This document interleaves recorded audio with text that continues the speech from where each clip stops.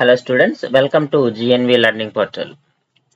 So మనకి current affairs సిరీస్లో 5వ వీడియో ఇది, పార్ట్ 5. సో ఈ వీడియోలో కూడా మనము most expected 15 questions in the examinations.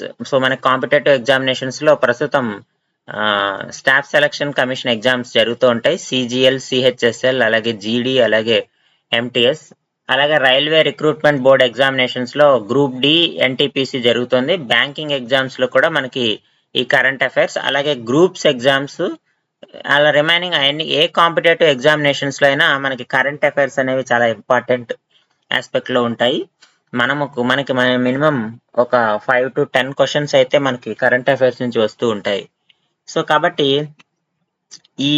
ఈ పార్ట్ 5 లో మనము డిస్కస్ చేసేటువంటి 3 ఇంపార్టెంట్ టాపిక్స్ ఏంటంటే వరల్డ్ వెట్లాండ్ డే గురించి, అలాగే రామ్సార్ కన్వెన్షన్ గురించి కూడా మనం తెలుసుకుంటాం. అలాగే భారతీయ భాషా పుస్తక్ స్కీమ్ గురించి తెలుసుకుంటాము. అలాగే జ్ఞాన భారతం మిషన్. సో ఈ పర్టికులర్ వీడియోలో కరెంట్ అఫైర్స్ లో ఈ 3 విషయాలు, వరల్డ్ వెట్లాండ్ డే, భారతీయ భాషా పుస్తక్ స్కీమ్, అలాగే జ్ఞాన భారతం మిషన్, సో వీటి గురించి తెలుసుకుంటూ వీటికి సంబంధించినటువంటి కరెంట్ అఫైర్ క్వశ్చన్స్ మనకి ఎగ్జామినేషన్స్ లో ఏ విధంగా ఇవ్వచ్చు అనేది మనము ఈ వీడియోలో డిస్కస్ చేద్దాము. సో ముందుగా వరల్డ్ వెట్లాండ్ డే గురించి ఒకసారి కనుక మనం చూస్తే, the world wetland day celebrated on February 2nd every year. ప్రతి సంవత్సరము కూడా ఫిబ్రవరి 2వ తేదీన మనము వరల్డ్ వెట్లాండ్ డేని సెలబ్రేట్ చేస్తూ ఉంటాము. దేని ఆధారంగా? To commemorate the adoption of Ramsar convention. Ramsar ఒప్పందాన్ని మనము ఈ ఫిబ్రవరి 2వ తారీఖు 1971 సంవత్సరంలో చేయడం వల్ల, it is an international treaty, అంతర్జాతీయ ఒప్పందం అనమాట. సో దానికి గుర్తుగా ఫిబ్రవరి 2వ తేదీన మనం వరల్డ్ వెట్లాండ్ డేని సెలబ్రేట్ చేసుకుంటూ ఉంటాము. ఈ Ramsar convention is an international treaty, అంతర్జాతీయ ఒప్పందము. The main aim of this convention is to protect wetlands and wise use. So wetlands ని ప్రొటెక్ట్ చేయడంతో పాటు వాటిని ఏ విధంగా తెలివిగా, అంటే సస్టైనబుల్ యూసేజ్ ఎలాగో ఈ రామ్సార్ కన్వెన్షన్ లో ఉంటుందన్నమాట. And it was signed in Ramsar, Iran లోని రామ్సార్ అనేటువంటి టౌన్ లో జరగడం వల్ల దీన్ని రామ్సార్ కన్వెన్షన్ అని అన్నాము. It happens on February 2nd, 1971. ప్రస్తుతము India has 91 Ramsar sites as of June 2025. ఇంకా పెరగొచ్చు. జూన్ 2025 సంవత్సరానికి మన భారతదేశంలో 91 రామ్సార్ సైట్స్ అయితే ఉన్నాయి. ఈ 91లో Tamil Nadu has the most highest Ramsar sites, that is equal to 20 number. So తమిళనాడులో ఈ 91లో మొత్తం 20 మనకి రామ్సార్ సైట్స్ ఉన్నాయి. అలాగే మొట్టమొదట మన ఇండియాలో కనుక్కున్నట్టు ఫస్ట్ రామ్సార్ సైట్ ఏంటంటే చిలుకా లేక్, ఒడిశా రాష్ట్రంలో ఉంటుంది Chilika lake. So it is the first Ramsar site. అలాగే కీలాడియో నేషనల్ పార్క్, రాజస్థాన్, ఈ రెండింటినీ కూడా మొట్టమొదట రామ్సార్ సైట్స్ కింద మనకి తీసుకున్నారు. సో ఇది ఎప్పుడు జరిగింది అంటే 1981లో అయితే జరగడం, వీటిని రామ్సార్ సైట్స్ కింద చేయడం జరిగింది. సో ప్రస్తుతం 2024-25 సంవత్సరంలో మనకి కొత్తగా కొన్ని రామ్సార్ సైట్స్ అయితే గుర్తించబడ్డాయి. అందులో ఉధ్వా లేక్, జార్ఖండ్ రాష్ట్రానికి సంబంధించి ఉధ్వా లేక్, అలాగే కెచియోపార్లీ లేక్, సిక్కిం, కీచన్ వెట్లాండ్, రాజస్థాన్, అలాగే Menar, Udaipur, Rajasthan, Nanjarayan bird sanctuary, Kazhuveli bird sanctuary, these 2 are in Tamil Nadu, Tawa reservoir, Madhya Pradesh, అలాగే కర్ణాటక నుంచి అంకసముద్రం బర్డ్ కన్జర్వేషన్, ఆగనాశిని ఎసుచ్చరి, మాదాడి కెరే, ఈ 3 కూడా కర్ణాటక నుంచి, అలాగే Nagi and Nakti bird sanctuaries from Bihar. So ఇవి మనకి లేటెస్ట్ గా 24, అలాగే 2025లో మన ఇండియాలో కొత్తగా గుర్తించబడినటువంటి రామ్సార్ సైట్స్ అన్నమాట. వీటి మీద కూడా మనకి బిట్స్ అయితే వచ్చే అవకాశం ఉంది. ఏ స్టేట్ అని కానీ ఆ స్టేట్ ఇచ్చి ఆ పేరు ఇచ్చి ఏదని కానీ ఇవి అడిగేటువంటి అవకాశం ఉంది. లేటెస్ట్ ఇయర్ కాబట్టి కరెంట్ అఫైర్స్ లో. సో మనం వీటి మీద క్వశ్చన్స్ కనుక చూస్తే, every year February 2nd is celebrated as world wetland day. From which year this was celebrated first? అంటే ఏ సంవత్సరం నుంచి ఈ వరల్డ్ వెట్లాండ్ డే జరుపుకుంటున్నామంటే దట్ ఈస్ 1997. 1997 సంవత్సరం నుంచి మనము February 2nd ప్రతి సంవత్సరము ప్రపంచవ్యాప్తంగా వరల్డ్ వెట్లాండ్ డేగా జరుపుకుంటున్నాము. Next question, the theme of world wetlands day 2025 was. So 2025 సంవత్సరానికి థీమ్ ఏమిటి అంటే protecting wetlands for our common future. 2025 theme ఏంటంటే protecting wetlands for our common future. Wetlands and human well being, that is 2024 theme. ఒకసారి మన 2024 theme మాత్రమే అడగొచ్చు. 2025 అయితే ఇది protecting wetlands for our common future. Next, wetlands for our future ఇది 2016లో theme అమ్మా. వెట్లాండ్స్ అండ్ బయోడైవర్సిటీ ఇది 2020 సంవత్సరంలో థీమ్. సో ఇవి ఇచ్చిన సంవత్సరాల ఆధారంగా వరల్డ్ వెట్లాండ్ డేకి సంబంధించినటువంటి థీమ్స్ అన్నమాట. Next, largest Ramsar site in India. Answer is Sundarbans wetland. So మనకున్నటువంటి రామ్సార్ సైట్స్ లో అతి పెద్దది ఏది అంటే సుందర్బన్స్, వెస్ట్ బెంగాల్లో ఉంది. అలాగే smallest Ramsar site is Renuka wetland. Smallest Ramsar site in India is Renuka wetland. Next, in which year Udhwa lake from Jharkhand state in India is recognised as the Ramsar site. అంటే జార్ఖండ్ లో ఉన్నటువంటి ఉధ్వా లేక్ ఎప్పుడు రామ్సార్ సైట్ గా గుర్తించబడింది అంటే 2024 సంవత్సరం.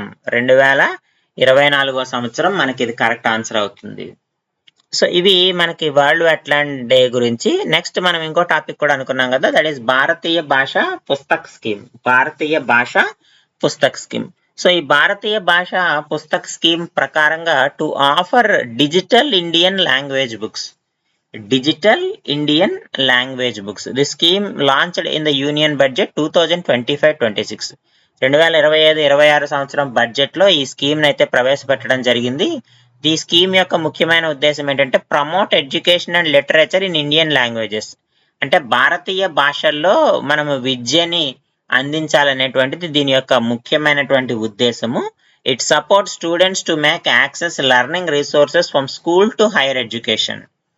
అంటే స్కూల్ స్థాయి నుండి ఉన్నత చదువుల స్థాయికి వెళ్ళే విద్యార్థుల కోసము మనము ఒక లెర్నింగ్ రిసోర్స్ ని ఏర్పాటు చేస్తాము దీని ద్వారా.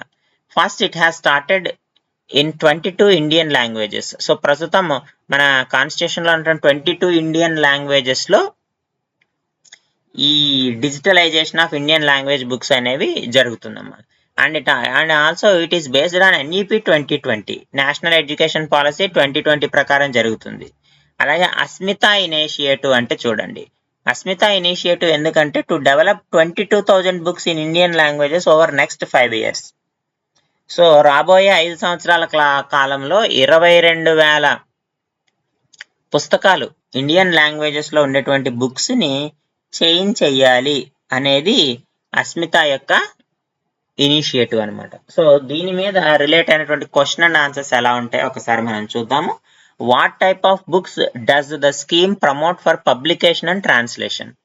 సో ఈ భారతీయ భాష పుస్తక స్కీమ్ ఏదైతే ఉందో ఈ స్కీమ్ కింద మనకి ఎటువంటి పుస్తకాలను పబ్లిష్ చేస్తారు అంటే academic and educational books, fiction books కాదు, మ్యాగజైన్స్ కాదు, జర్నల్స్ కాదు. So option A academic and educational books is the correct answer. Next, the scheme supports which group of people?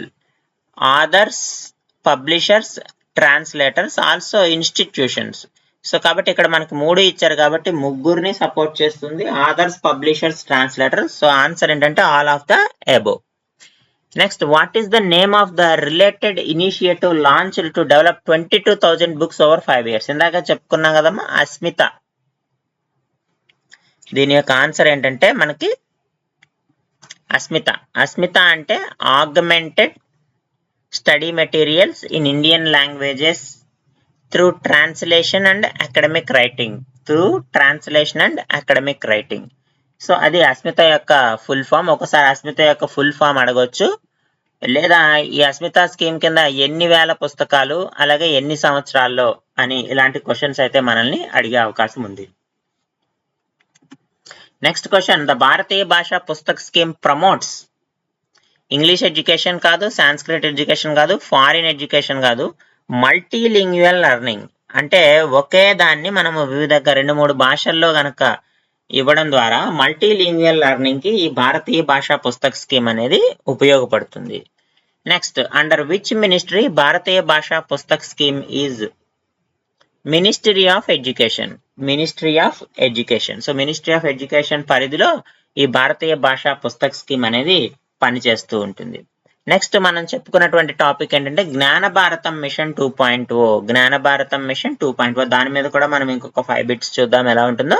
ముందుగా ఈ జ్ఞాన భారతం మిషన్ 2.0 అంటే ఏంటో చూద్దాము. Survey, documentation, conservation and digitisation of Indian manuscripts. మనకి Indian manuscripts ఉన్నాయి, ఇందులో survey చేస్తుంది, documentation, conservation and digitisation of Indian manuscripts. So ఇది ఈ మిషన్ యొక్క ముఖ్యమైనటువంటి ఉద్దేశము. ఈ మిషన్ వల్ల aim to cover over 1 crore manuscripts, 1 కోటి కంటే ఎక్కువ మాన్యూస్క్రిప్ట్స్ ని మనము ఇక్కడ డిజిటైజ్ చేయడానికి 60 crores బడ్జెట్ కూడా అలాట్ చేయడం జరిగింది 2025-26 లో. And it is launched in the union budget 2025-26. అలాగే fields like science, mathematics, philosophy, medicine, astronomy and arts. Science, maths, philosophy, medicine, astronomy and arts. So ఇవన్నీ కూడా ఈ జ్ఞాన భారతం మిషన్ 2.0 కిందకు వస్తాయి. And this mission is anchored by Indira Gandhi National Centre for the Arts, IGNCA. This mission is anchored by Indira Gandhi National Centre for the Arts. So వీరి ఆధ్వర్యంలో ఈ Gyan Bharatam mission 2.0 అనేది నిర్వహించడం జరుగుతుంది. సో ఇందులో మనకి అడిగేటువంటి క్వశ్చన్స్ ఒకసారి చూస్తే, under which ministry Gyan Bharatam mission 2.0 is? So ministry of culture, ministry of tourism and culture ఉంటుంది. So option B is the correct answer. Next, which earlier mission was made before Gyan Bharatam machine? ఈ Gyan Bharatam machine ప్రారంభించక ముందు ఒక machine అయితే మనం start చేసాం, దాన్నే national manuscript machine అంటాం. National manuscript machine 2003లో చేయడం జరిగింది. సో కాబట్టి జ్ఞాన భారతం మిషన్ వచ్చిన తర్వాత ఈ నేషనల్ మాన్యూస్క్రిప్ట్ మిషన్ 2003 ఏదైతే ఉందో దీన్ని ఆటోమేటిక్ గా ఇది రీవ్యాంప్ అవడం జరిగింది. Next, which challenges does the mission address regarding manuscript preservation? ఈ మాన్యూస్క్రిప్ట్స్ ని ప్రిజర్వ్ చేసేటప్పుడు మనకి ఎటువంటి ఛాలెంజెస్ ఉంటాయి అని అడుగుతున్నాడు. Climate and environmental deterioration, yes ఇది ఏ అయితే ఖచ్చితంగా ఉంటుంది. అలాగే cultural neglect and infrastructure issues, so B కూడా ఉంటుంది. సో కాబట్టి ఆన్సర్ ఏంటంటే బోత్ ఏ అండ్ బి అనమాట. Next, according to Indian constitution which fundamental duty fulfil the Gyan Bharatam mission? So ఇక్కడ ఆర్టికల్ 51A అమ్మ, ఆర్టికల్ 51A. ఇక్కడ it is a fundamental duty of Gyan Bharatam machine అనేది ఒక ఫండమెంటల్ డ్యూటీని మనకి ఎక్స్ప్లెయిన్ చేస్తుంది. అది ఏ ఆర్టికల్ ప్రకారము అంటే ఆర్టికల్ 51A ఆఫ్ ఎఫ్ ప్రకారము. ఆర్టికల్ 21 అంటే లైఫ్ కి సంబంధించి. ఆర్టికల్ 44 అంటే uniform civil code. Article 44. So మనకి ఇక్కడ జ్ఞాన భారతం మిషన్ కి రిలేట్ అయ్యేటువంటి కాన్స్టిట్యూషన్ ఆర్టికల్ ఏంటంటే 51AF అనమాట. Next, estimated number of manuscripts preserved under Gyan Bharatam machine. ముందే చెప్పుకున్నాం మనం, ఈ జ్ఞాన భారతం మిషన్ ప్రకారం 1 crore, కోటి మంది. కానీ ఇక్కడ ఎక్కడైనా క్రోర్ ఉందా? 10 lakh ఉంది, 10,000 ఉంది, 10 crore ఉంది, సో 10 million. సో కాబట్టి కరెక్ట్ ఆన్సర్ ఏమవుతుందంటే 10 million. 10 million is equal to 1 crore. కాబట్టి option A is the correct answer. ఇవి ఈ వీడియోలో మనం నేర్చుకున్నటువంటి ముఖ్యమైన కరెంట్ అఫైర్స్ 3 టాపిక్స్ మీద ప్రస్తుతం రీసెంట్ ట్రెండింగ్ మీద ఇవ్వడం అయితే జరిగింది. వరల్డ్ వెట్లాండ్ డే గురించి, అలాగే భారతీయ భాషా పుస్తక స్కీమ్ గురించి కానీ, ఇలాగే జ్ఞాన భారతం మిషన్ గురించి కానీ ఈ వీడియోలో మనము తెలుసుకోవడం అయితే జరుగుతుంది. నెక్స్ట్ వీడియోస్లో మరిన్ని ఇంపార్టెంట్ కరెంట్ అఫైర్స్తో కలుద్దాం. Thank you.